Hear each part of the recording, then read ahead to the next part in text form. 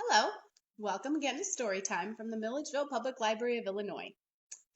The story we have for you today comes from an area that is called Bohemia.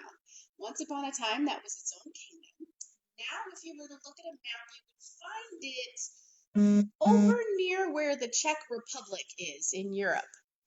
And it's a country that long ago it had its own king and queen. And this story takes place back when it did have its own king and queen. And this is a story of how one of the princesses of Bohemia outwitted the king of the underground kingdom, and how that king got his name, King Turnip Counter. Once long ago, in the kingdom of Bohemia, there lived a king and his queen and their daughter, the Princess Angelica. Now, in Bohemia, down in the plains where the king had his big castle, it would get rather uncomfortably warm in the summer. And so instead of staying in the castle down on the plains in the summer, the king would take his entire court and they would all move up into the mountains in the summer, and they would live in the summer palace up in the mountains. Now, the Princess Angelica really liked the mountain palace, the summer palace, for there was so many beautiful things to see and so much interesting places to go and so much different landscape to see. And so she would frequently go out riding and fishing and just traveling through the forest with her friend Brunhild, who was her best friend. And the two girls, they had so much fun. Oh, they spent all day every day together. They would go dancing together at night, and they would go singing through the castle to find whatever adventures they could find on rainy days. And on sunny days, they would get on their horses and they would ride off into the forest. Now, they never went alone, of course, because Angelica was a princess, but they usually went with just a small group of friends. And a lot of times they would ride through the forest, and they would ride for so long that they would all get very, very warm. And one day, Angelica and Brunhild discovered a little pond, a little pool, kind of a lake, small lake that looked very deliciously cool. And since everyone was rather warm, they all went swimming in the pool before they came back to the palace. And after that, they would go out riding in the forest and frequently would find themselves back at the small pool in the castle. Now, the pool well, maybe the size of a small lake and surrounded by big dark fir trees and had rocks all along the edge of it, and it was a kind of a rough rocky bottom. But it was their favorite place to go swimming when they were out for a long ride. Well, years passed of going down to the plains during the rest of the year and coming up to the mountains for the summer palace in the summer. And Angelica's birthday was in the summer, and this year she was going to turn 18, which is a very, very important birthday because it meant that now she was old enough to get married and to be the next queen if her father should die. Of course, she didn't want that to happen anytime soon, but just in case, that she could now be the queen.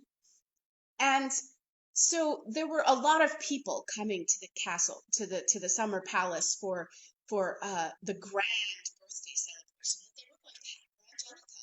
And they were all bringing her presents, and she was so excited as people started to arrive before her birthday and then on her birthday to see all of the wonderful people that were coming. And she was so excited to see some of them and to get the gifts that they were giving her. Well, as her birthday dawned, Brunhild surprised her first with the birthday gift. She gave her a beautiful little white kitten. And then her mother surprised her with another birthday gift. She gave her 7 beautiful new dresses.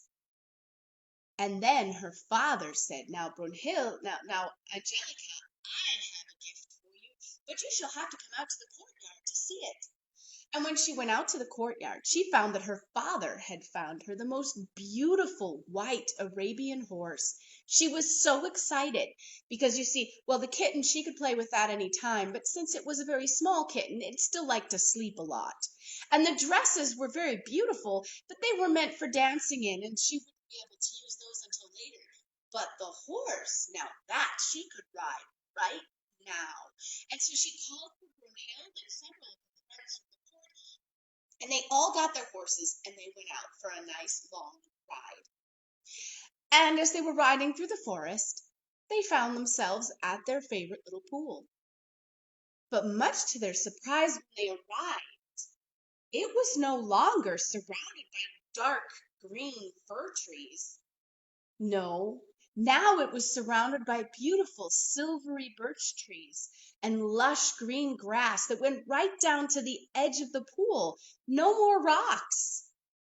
And when Angelica and Brunhild stepped into the water just to test it and see if maybe it was the same pool, they found that underneath their feet, instead of feeling the little pebbles at the bottom of the pool, they were feeling smooth marble.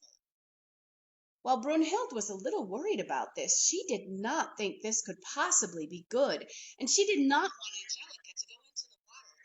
The water looked so beautiful and it was so cool and lovely feeling that Angelica kept wading in. And pretty soon she was up to her waist. Well, by this time, the rest of their friends had gotten off their horses and were at the edge of the pool too, and they were worried too. They were not happy. They did not feel that this could possibly be normal. And so they were calling to Angelica, come back, Angelica. Don't go any further. Please don't go any further. We don't know what the pool doesn't normally look like this. But Angelica said she wasn't afraid and she wanted to go swimming, and she kept walking. And pretty soon the water was up to her shoulders. And then all of a sudden, Angelica disappeared. It was as if the ground had just opened up and swallowed her. Now, Brunhild, at this point, she was so worried about her friend, she completely forgot that she'd been afraid of the pool, and she ran and she dove into the pool and she began swimming all over the pool, trying to find Angelica. And the other friends stood on the edge of the pool calling, Angelica! Angelica! Princess Angelica! Where are you? But there was no answer. And before too much longer, Brunhild got so cold swimming in the cool water that she couldn't stay in any longer and she had to get out. And sadly, they all decided that they needed to go back to the palace and tell the king that Angelica had disappeared. And so they did. And they rode back to the palace, and when they got to the palace, they told the king the whole story. And the king immediately sent out his best divers and swimmers to go to the pool and find his daughter. But the divers and swimmers came back and reported that they had looked everywhere near where the young people had said that the pool was, and they could not find a pool with silver birches around it and marble floors and grass leading down to the edge. All they could find were pools that were surrounded by fir trees with rocks on the edges. And when the divers told him that, the king lost hope. He was so sure now that his daughter was dead. The queen did not believe her daughter was dead. In fact, she decided that someone needed to go find her daughter. And so she sent out a proclamation far and wide to all the neighboring kingdoms to let them know that the Princess Angelica had gone missing in the mountains, and if anyone could bring them word of where she might be, they would be very grateful. And if someone were to find Princess Angelica, that person would be allowed to marry her and become the next king of the kingdom. Wow.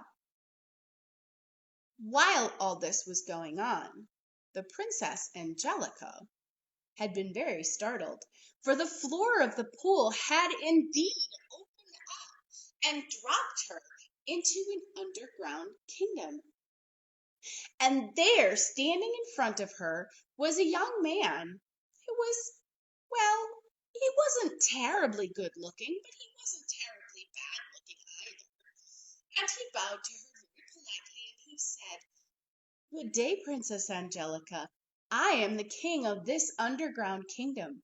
I saw you near the pool one of the times you were here with your friends, and I fell so very much in love with you that I want you to be queen of all that you see here. I want you to be my queen." And she said, "Well, I do not really know you. I should like to get to know you first. And besides, I cannot be married without the permission of my father, the king."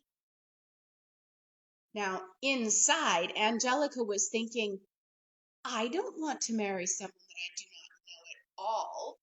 And this kingdom is rather gloomy. And when she looked up, she could see the roots of the trees coming down through the ceiling and snaking down to the ground and wrapping themselves around rocks and trees that were growing underground. And she knew suddenly that she was in the land of the underground king. And she had heard stories about the underground king and how he would take people from the above ground world and they would never come back. And she did not want that. She wanted to see her mother and father again. She wanted to see her friend Brunhild again. So she did not want to stay here and be the queen of this underground land. It was awfully dark. But she was very polite, and she basically just told the king that she needed to get to know him better so that she could maybe possibly think of a way that she might be able to sneak away. For Angelica was quite a clever young woman. Well, after several days, the the underground king had spent some time and showing Angelica around his palace and telling her about all of the wonderful things that they had underground. And he had sent in his servants, and they had made her beautiful clothes that were a little warmer than what she'd been wearing above ground because it was a little colder without the sun to warm the air. And they had made her a beautiful pair of little jeweled slippers that had little wings on them. And she could take a few running steps and they would start her and she could fly. She could fly about the palace through all of the halls and up and down the stairs and around all the rooms. And it was wonderful. She had so much fun with that for just a few days. And then she started to get tired of flying a bit. And the palace was big, but it wasn't so big that you couldn't explore it in a few days. And then the king said, "Well, I will have one of my noblemen show you all over the kingdom. He will take you everywhere." And he called one of his noblemen. And the nobleman took Princess Angelica on his back, and he jumped up in the air, and he flew from one end of the kingdom to the other. And she was able to see all of the lakes and the trees and the roots of the trees and how they made really interesting, beautiful patterns on the walls and growing down ground. And there were a lot of animals underground too. All of the animals she recognized from above ground. In fact, the bears and the deer and squirrels, and just no birds. There were no birds underground. But there were so many other animals, and the animals were so tame. They were not afraid of her as the animals above ground were. In fact, when she went out into one of the glades, the bears would come and they would do a dance for her. And if she wanted to travel somewhere and there wasn't a nobleman available to fly her, she could just call for one of the stags, and the stag would come and she would climb on his back and he would take her off to wherever she wanted to go. Well, this was entertaining for a few days, but Angelica began to get rather homesick. She missed her mother and her father, and she missed Brunhild, and she missed the summer palace and the sun and the beautiful places that she could go and that she could ride to above ground. And so she began to grow sadder and sadder. And finally, the underground king said to her, "My love, what is wrong?" And she said, "Well, you see, I miss my friends and my family, and I miss my home, and I miss Brunhild. I do not have a friend here to do things with, and I'm so used to doing everything with Brunhild." And the underground king said, "Well, that is not a problem. I will bring you something tomorrow that will help you with that." And he came the next day, and he brought her a basket full of turnips, and he brought her a wand. And he said to her, "Now," he said, "my dear, all you have to do is take one of the turnips and tap it with the wand, and then say the name of whoever you want to bring to be with you here. But you cannot bring your mother and father, for they are a royal king and queen. You cannot bring them here. But you just tap anyone else you want. Just tap the turnip with the wand and say their name." And she said, "Oh, well, thank you very much." And the underground king left. And the very first thing she did was pick up a turnip and tap it and say, "Brunhild." And immediately, standing there in front of her, was her best friend Brunhild. And they hugged each other and they laughed and they talked. And Princess Angelica tapped every other turnip in the basket, and she turned it into one of her friends from the palace. A few of the servants, a few of the young men and the young women in the court. She even made one of them into the court jester. And they had such a merry time together for several days. And time went by, and they were having so much fun. But Angelica noticed that her friends, well, they were starting to look a bit sad and old and slow, and they weren't as excited and weren't as energetic as they used to be. Before, they could do many dances without getting tired, and now they were tired after just one dance and they didn't want to dance anymore. And finally, Angelica decided that she needed to do something to cheer her friends up, for they just seemed very depressed. And so they went out for a ride across out to one of the underground lakes. But when they got to the lake, her friends climbed off so slowly and seemed so tired. And Angelica was very worried. And she asked Brunhild, "Brunhild, whatever is the matter?" But Brunhild was so tired that she couldn't even answer. And so they went back to the palace. And when they got back to the palace, Angelica went to find the underground king. And she asked him what was wrong with her friends. For if she could not keep her friends with her, she said she would not marry him. And he said to her, "Well, what do you expect of turnips? They will wither and die eventually." He said, "But do not worry. There are no turnips here right now, but it is winter above ground, so it's going to take a few days. You're going to have to wait a few days, my dear, but I have all of my people. They've built great fires underneath the turnip fields so that they will melt and the turnips will ripen.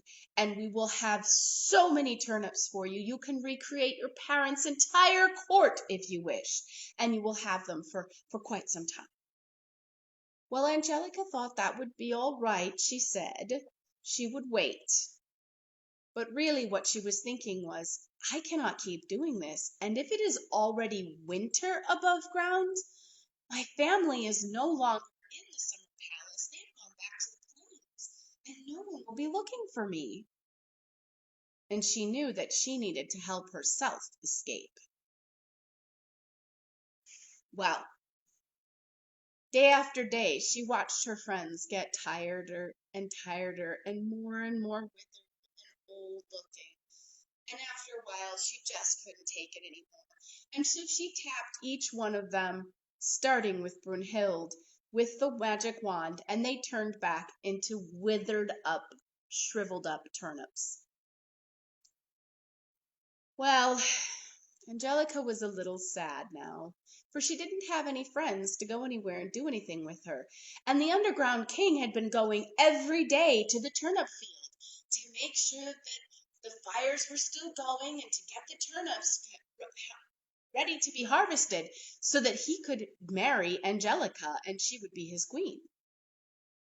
Well, one day he had gone out and Angelica decided she was feeling rather restless, and so she called for a stag so that she could go riding. And this day, when she went riding, she went further than she had ever gone before. In fact, she went so far that she got to the edge of the underground king's kingdom. And at the edge of the kingdom, the kingdom actually came up from underground. And she came out and she saw the sunlight for the first time in many, many months. And there was a great big river there, a very big river, far too big for her to swim. But on the other side of it, she could see the hills and the mountains of her father's kingdom. And she was so homesick and she just wanted to go home. And she started to cry a little bit. But she stood there looking out, staring at those mountains that she loved. She saw some movement on the far bank. And when she looked, she saw a young man, and he was looking across, shading his eyes, and he looked like he was looking right at her. And so she called out to across the water, "Hello, who are you?" And he called back, "Hello, I am Prince Reinhardt. I am looking for Princess Angelica. Do you know where she is? Have you seen her?" And she called back to him. She said, "I am Princess Angelica. I want to get away from the underground king. Can you wait here? I will go and get some fast horses." And Prince Reinhardt answered that he could wait and that he would wait. And so Angelica got back on the stag and she rode back to the castle underground, trying to think how she would get 2 fast horses so that she and Prince Reinhardt could escape from the underground king. Well, when she got back to the palace, she found the underground king had been looking for her. He came up to her with a big smile on his face and he said, "My dear, look." And he held out 2 big, fat, ripe turnips. He said, "The turnip harvest is finally ready. Tomorrow morning, my people will begin to harvest the turnips, and then you will be able to create your father's entire court. And you will have lots of people to keep you company, and we will get married." Well, Princess Angelica did not want to get married to the underground king. She wanted to go home. So she thought very quickly, and being a rather clever girl, she came up with an idea, and she said to him, "O king, I would like to know exactly how many turnips there are, so that I can know exactly how many of my father's courtiers I can bring to life. Can I bring to life all of the 12 kitchen maids, or just 1 or 2? So I need to know exactly how many turnips there are. Could you count them for me?" Well, the underground king was not exactly used to counting. He knew how, of course, but he had always had everything he had needed, so he had never really needed to count big amounts of anything before. But he did know how to count, and for Angelica, he could do just about anything. And so he said, yes, indeed, he would go and he would count the turnips. He would go right now and start counting the turnips so that she could know exactly how many there were. And she thanked him very much, and he left. Well, as soon as he was gone, Princess Angelica picked up those 2 turnips that he had brought her, and she tapped them each with the wand, and she said, "I want you to turn into 2 very swift horses." And they did. And quickly Angelica climbed up on the back of one of them, and she took the other by its reins, and she began to ride as fast as she could to the edge of the underground kingdom. And when she got there, she started the horse swimming across the river, still pulling the other one behind her.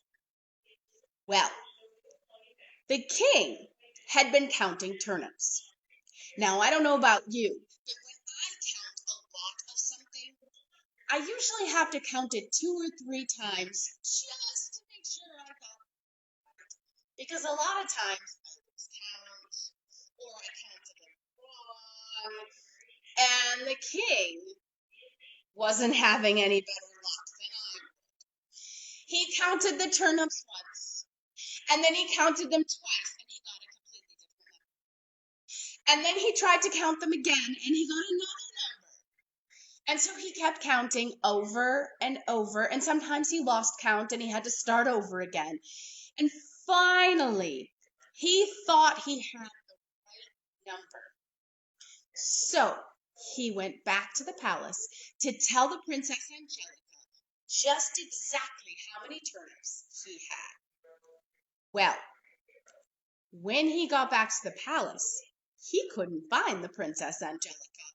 He went through the whole palace from the top to the bottom, from one side to the other side, from the front to the back. He could not find her anywhere. He started to get a little bit angry because she knew he had been over there counting the turnips, and she hadn't waited to find out how many were there. And so he went to the coat closet, and he got out his cloak that let him fly, and he wrapped the cloak around himself, and he flew from one end of his kingdom to the other, and he still couldn't find her. Now he was beginning to get angry. And when the king got angry, that anger started to burn up any love he had for the Princess Angelica. And finally, as he was flying very close to the outside edge of his kingdom, he saw something below him moving in the river. And it was the Princess Angelica riding one horse and leading the other. And as they were riding, they were swimming across the river. They were very close to the far bank. And the underground king, he looked down and he could see Prince Reinhardt holding onto a tree and leaning out to help Angelica get the last few feet to the shore. Well, the underground king became very angry then, and all the love he had for Angelica burned up like smoke. And he reached up into the sky and he grabbed a lightning bolt and he threw it down at Angelica. But just as he threw it, Prince Reinhardt reached out and he grabbed her hand and he pulled her onto the bank. So he missed her. And the lightning bolt hit the water and shattered into 1,000 pieces. And the underground king knew that he had lost. And he got so angry, he turned around and he flew back into his kingdom, and he didn't come out for a very long time. Now, Princess Angelica and Prince Reinhardt did not know that the underground king had given up. So when Angelica had rested for just a few minutes and caught her breath, they mounted onto the two very swift horses, and they began to ride down out of the mountains and toward Angelica's father's castle on the plains. And they rode and they rode, and they were afraid to stop and take a rest because they were afraid that the underground king would catch them and take them both back to the underground kingdom or kill them both. They weren't sure which. And so they kept riding, and to keep themselves awake while they were riding, they started talking and telling each other about themselves. So by the time they got to the winter castle down on the plains, Prince Reinhardt and Princess Angelica had fallen quite in love with each other. Well, when they arrived at the palace, as you can imagine, there was quite the uproar, and there was so much noise in the courtyard that the king and the queen and Brunhild, who were sitting alone in the rooms of the towers, heard all of the noise, and the king and queen asked Brunhild to go and find out what was going on. And so Brunhild did, and a few minutes later she came running back and she said, "It's Princess Angelica! It's Princess Angelica! She has returned, and Prince Reinhardt has come with her." And the king and queen were so happy. They were running down. They were so happy to see their daughter. And they hugged her and they loved her. And she told them the entire story of what had happened. But a few weeks later, Princess Angelica and Prince Reinhardt were married. And at the same time, Brunhild married Prince Reinhardt's younger brother, who had been spending quite a lot of time at the Winter Palace with her while his brother was off looking for Princess Angelica. And Angelica and Brunhild and their princes moved into castles that were close enough to each other that they were able to go out riding and hunting and fishing every single day with each other, just as they always had. And they did that a lot. but they never again went swimming in mountain lakes. They just didn't feel like it was safe. Now, as for the underground king, he stayed in his underground kingdom for many, many months, many years rather, and he was there for quite some time. When he came up above ground, he was very startled and surprised and not at all happy to find that the humans above ground had started to call him King Turnip Counter. And he was so angry about that he went back underground and he never came out again. And that is the story of King Turnip Counter from Bohemia. I hope you enjoyed it, and I hope you'll join us again on Friday at 3 p.m. Central Time. We'll have another story for you from the Milledgeville Public Library of Illinois. Bye.